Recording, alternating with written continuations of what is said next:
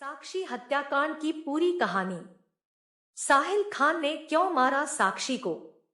16 वर्षीय एक लड़की साक्षी अपने पिता, मां और छोटे भाई के साथ जेजे कॉलोनी शाहबाद देरी दिल्ली में रहती थी, जिसका नाम साक्षी है। वह साहिल मोहम्मद खान नाम के लड़के से प्यार करती थी। दोनों ही शाहबाद देरी इलाके में रहते थे। साक्षी 10वीं में पढ़ती थी जबकि साहिल एसी का मैकेनिक था।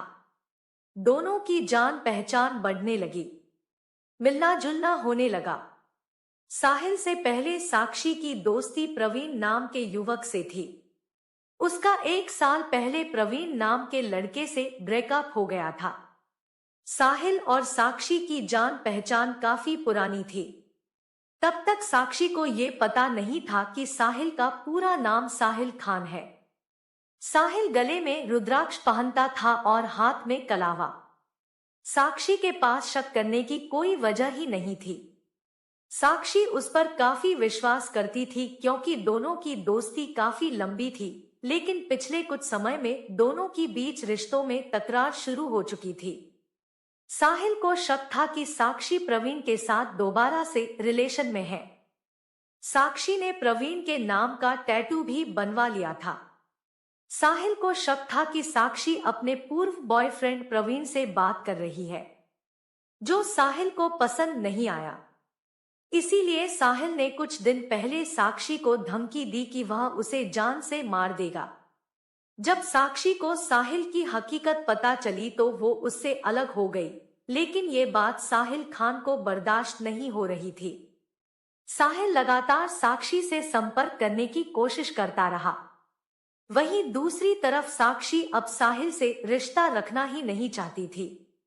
शायद साक्षी को अगर पहले ही साहिल की हकीकत पता होती तो वो उसके साथ दोस्ती ही नहीं करती, लेकिन उसे नहीं पता था कि इस रिश्ते को तोड़ने का अंजाम इतना खतरनाक होगा।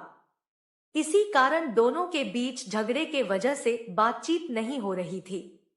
जब साक्षी साहिल से परेशान हो गई तो साक्षी ने अपनी सहेली भावना के साथ झबरू नाम के युवक से मुलाकात की। झबरू इलाके का दबंग कहा जाता है। साक्षी ने बताया कि एक लड़का परेशान करता है। झबरू ने साहिल से बात की, उसे धमकाया ताकि वो उससे दूर रहे।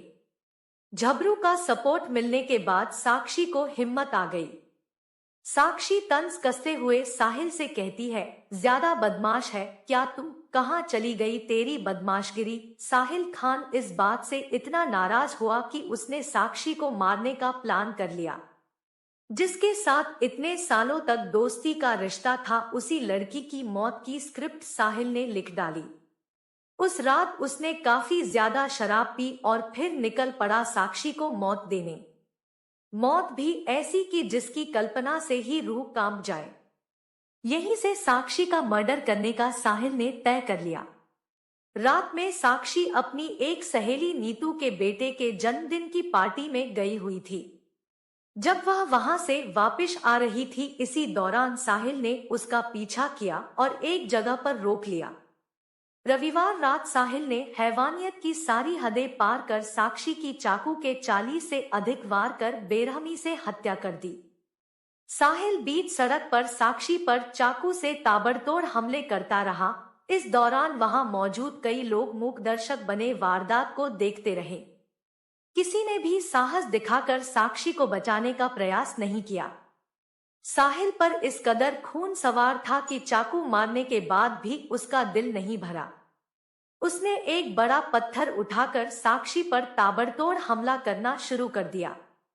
बाद में वह साक्षी को लात मारकर वहां से भाग गया और साक्षी मर चुकी थी। मैं आपसे पूछना चाहती हूँ, क्या प्यार करने का यही अंजाम होता है? ये कहानी एक सत्य घटना है जो कि दिल्ली में घटित हुई है। इसलिए मेरी सभी बहनों से हाथ जोड़कर एक ही विनती है कि किसी गैर के लिए अपनों जान जोखिम में न डालें। बहनों, आप और आपका परिवार पहले हैं, ये जिहादी किसी के नहीं हो सकते। अपना ध्यान रखना मेरी बहनों। कहानी पसंद आई तो वीडियो को लाइक एंड चैनल को सब्सक्राइब जरूर करें ताकि ऐसी तरह की सत्य घटनाओं की कहानियां आप तक